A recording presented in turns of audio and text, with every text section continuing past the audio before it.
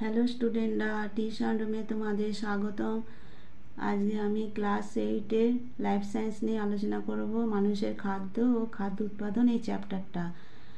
এই চ্যাপ্টারের আগে দুটো ভিডিও তোমাদের দিয়েছি, যারা দেখোনি তারা ডেসক্রিপশান দেওয়া লিঙ্কে বা প্লে লিস্টে দেখে নেবে। আর এই ধরনের নতুন নতুন ভিডিও পাওয়ার জন্য তোমরা চ্যানেলটিকে সাবস্ক্রাইব করে রাখো, শেয়ার করে দেবে যাতে তোমাদের বন্ধুরা দেখার সুযোগ পায়, আর একটা লাইক দিতে ভুলবে না। ভিডিওটা প্রথম থেকে শেষ পর্যন্ত দেখবে, মাঝখানে ছেড়ে দেবে না বা স্কিপ করে করে দেখবে না। আমি লাইন বাই লাইন তোমাদের পড়াবো আর আন্ডারলাইন করে দেবো, এখান থেকে তোমরা প্রশ্ন উত্তরগুলো পেয়ে যাবে। দেখো, প্রশ্ন উত্তরে আসা যাক। ধান পৃথিবীর এক গুরুত্বপূর্ণ শস্য। ভারতের অন্যতম প্রধান খাদ্যশস্য হলো ধান। এটা সব আন্ডারলাইন দেবে, কেমন? তারপর দেখো, ভারতে কোথায় কোথায় ধান চাষ হয়। পশ্চিমবঙ্গ, অন্ধ্রপ্রদেশ, পাঞ্জাব, উত্তরপ্রদেশ, উড়িষ্যা আর তামিলনাড়ুতে ধানের উৎপাদন যথেষ্ট ভালো। দেখো, চালের পুষ্টিগুণ। ধান থেকে পাওয়া যায় চাল, সব আন্ডারলাইন দাও।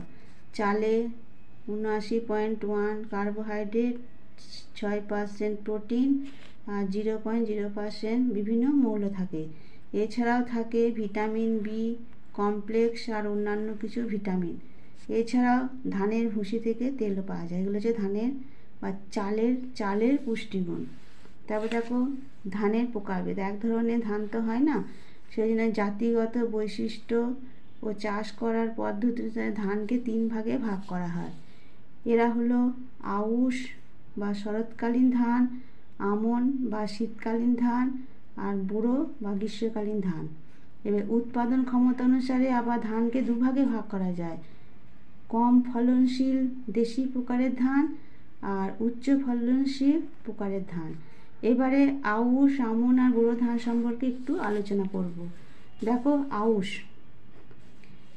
ধান সাধারণত জমিতে একেবারে সরাসরি বোনা হয়, তাই এর চাষের পদ্ধতি আমন ও বোরো ধানের চাষের পদ্ধতি থেকে একটু আলাদা। সাধারণত রবি ফসল তুলে নেওয়ার পরে জমি তৈরি করে জমিতে ধান বোনা হয়।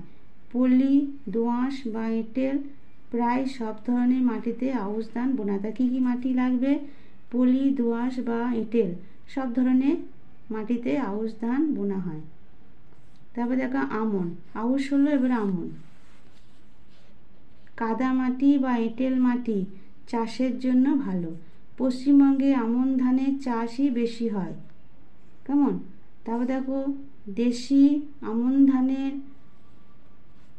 মধ্যে উৎকৃষ্ট জাতগুলো হলো ভাষামানি, ঝিঙ্গাসার, রঘুসার, পাটনায় 23, বাসমতি প্রভৃতি। তাছাড়া ধান চাষের জন্য আগে বীজতলায় বীজ ফেলে চারা গাছ তৈরি করা হয়। এগুলো সব আন্ডারলাইন দেবে। তারপরে দেখো, বোরোতে চলে আসো। বোরো ধান আমন ধান কাটার পরে বীজতলা বের করে ধরনের ধান রোপণ করা হয়। এটা কখন হয়? মার্চ এপ্রিল মাস নাগাদ ধান কাটা হয়। যেসব অঞ্চলে জলসেচের ব্যবস্থা সেখানে বোরো ধানের চাষ হয়। এবার ধান কত তাড়াতাড়ি পাকে তার ভিত্তিতে আবার ধানকে 3 ভাগে ভাগ করা হয়। একটা হচ্ছে জলদিজাত বা স্বল্প মেয়াদিজাত। দেখো, ধান খুব তাড়াতাড়ি পেকে যায়, যেমন রত্না জাতের ধান 95 থেকে 115 দিনের মধ্যে পেকে যায়। মাঝারিজাত ধান বা মধ্যমেয়াদিজাত ধান পাকতে মাঝারি রকম সময় লাগে। জয়া, জয়ন্তী প্রভৃতি জাতের ধান 116 থেকে 135 দিনের মধ্যে। এগুলো সব তোমরা আন্ডারলাইন করবে। এখান থেকেই তোমরা প্রশ্ন উত্তরগুলো সব পেয়ে যাবে পরীক্ষায়। আর কিছু পড়তে হবে বলে আমার মনে হয় না। বইটা তোমরা ভালো করে পড়বে, তাহলে প্রশ্ন কমন পেয়ে যাবে। নাভিজাত বা দীর্ঘমেয়াদী ধান পাকতে বেশি দিন সময় লাগে। স্বর্ণ, মাসুরি, পঙ্কজ প্রভৃতি ধান দীর্ঘমেয়াদী জাত এটা, আর পাকতে 140 থেকে 150 দিন সময় লাগে। তারপর দেখো, গোল্ডেন রাইস। ভিটামিন এর চাহিদা মেটাতে কৃষি বিজ্ঞানীরা এই বিশেষ ধরনের ধান তৈরি করেছেন। এটা খুব ইম্পর্টেন্ট। তারপর দেখো, বলেছে চাষের ধাপ। বীজ বাছাই কী করা হয়? ঘন নুন জলে বীজগুলোকে ডুবিয়ে নাড়ানো হলে সুস্থ আর পুষ্ট বীজগুলো ভারী বলে জলে ডুবে যায়। এই বীজগুলোকে পরিষ্কার জলে ধুয়ে শুকিয়ে নিতে হয়। বীজ শোধন পদ্ধতিটা এগুলো পড়বে। শুষ্ক শোধন পদ্ধতি দেখো, জমিতে সরাসরি বীজ বোনার জন্য বা শুকনো বীজতলায় বীজ বোনার জন্য এই পদ্ধতি কাজে লাগে। বীজবাহিত রোগ জীবাণু ধ্বংস করার জন্য বীজের সঙ্গে রাসায়নিক পদার্থের গুঁড়ো মেশানো হয়। তারপরে বলা হচ্ছে সিক্ত শোধন পদ্ধতি। সিক্ত বীজতলায় অঙ্কুরিত বীজ বোনার জন্য এই পদ্ধতি উপযোগী। বীজবাহিত রোগ জীবাণু ধ্বংসের জন্য বীজগুলোকে রাসায়নিক পদার্থে জলীয় মিশ্রণে ভিজিয়ে রাখা। এটা কিভাবে কি করছে সেগুলো। অনেক সময় উষ্ণ জলে বীজ শোধন করা হয়। এই ভিডিওটা তোমরা প্রথম থেকে শেষ অবধি দেখো, দেখবে প্রশ্নগুলো সব তোমরা পেয়ে যাবে। বীজতলা প্রস্তুতি ও চারা গাছ তৈরি, এটা যে শুষ্ক বীজতলা।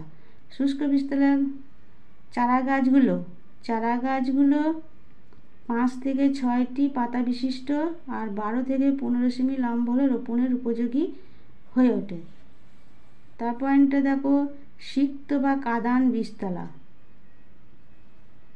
কয়েকদিনের মধ্যে মাটি কাদা কাদা হয়ে যায়, জমিতে পরিমাণ মতো অজৈব সার দেয়া হয়।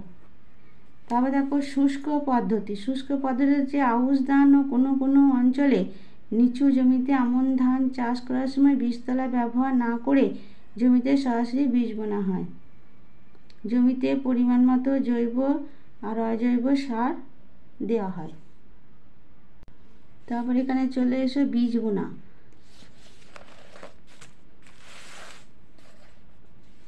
বীজ বোনা দেখো, আউশ ধানের বীজ সরাসরি জমিতে বোনা হয়। মাটি বেশ নরম থাকতে থাকতে হাতে করে ছিটি বা জমি চাষের সময় লাঙল পেছন তৈরি করা হাত দিয়ে বীজ ফেলে বা বীজ বপন যন্ত্রে জমিতে বীজ বোনা হয়। জমিতে 2 থেকে চারা গাছ রোপণ। তার পয়েন্ট হচ্ছে চারা গাছ রোপণ। জমিতে 2 থেকে 3 সেন্টিমিটার জল বেঁধে রেখে সারিবদ্ধভাবে চারা গাছগুলো রোপণ করা হয়। চারা গাছ কীভাবে রোপণ করবে? জমিতে 2 থেকে 3 সেন্টিমিটার জল বেঁধে রেখে সারিবদ্ধভাবে চারা গাছগুলো রোপণ করা হয়। তারপর কী কী সার দেখো, জমির উর্বরতার মান আর ধানের জাত অনুসারে সারের প্রকার আর তাপমাত্রা বিভিন্ন রকম হয়। এক্ষেত্রে জৈব আর অজৈব 2 রকমের সারই ব্যবহার করা হয়। কী কী ধরনের সার বলা? জৈব আর অজৈব। তারপর দেখো, রোপণ করা আউশ, আমন ও বোরো ধানের বেড়ে ওঠার সময় ও পরিণত অবস্থায় গাছের গোড়ায় 30 মিলিমিটার থেকে 50 মিলিমিটার গভীর জল থাকা প্রয়োজন। আর এছাড়াও খারিফ ঋতুতে অনিয়মিত বৃষ্টিপাতে প্রাক খারিফ ও বোরো ধান চাষে নিয়মিত জলসেচের প্রয়োজন। কখন কখন জলসেচ করবে সেটা বলছে। বলছে ফসল তুলে আঁটি বেঁধে খামারে তোলা হয়। এরপর মাড়াই করে দানাগুলোকে খড় থেকে আলাদা করে নেওয়া হয়। কেমন? এই পর্যন্তই তোমাদের আজকে পড়ালাম। তোমরা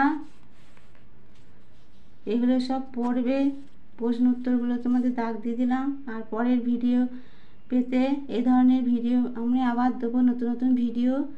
তোমরা চ্যানেলটিকে সাবস্ক্রাইব করে রাখো, তোমরা ভিডিওগুলো পেয়ে যাবে। আর শেয়ার করে দেবে বন্ধুরা যাতে সুযোগ পায় দেখার। আর একটা লাইক দিতে ভুলবে না। আর ভিডিওটা কেমন লাগলো তোমরা জানাবে কমেন্ট বক্সে। ঠিক আছে, আজকে আমার ভিডিওটা এখানেই শেষ করলাম।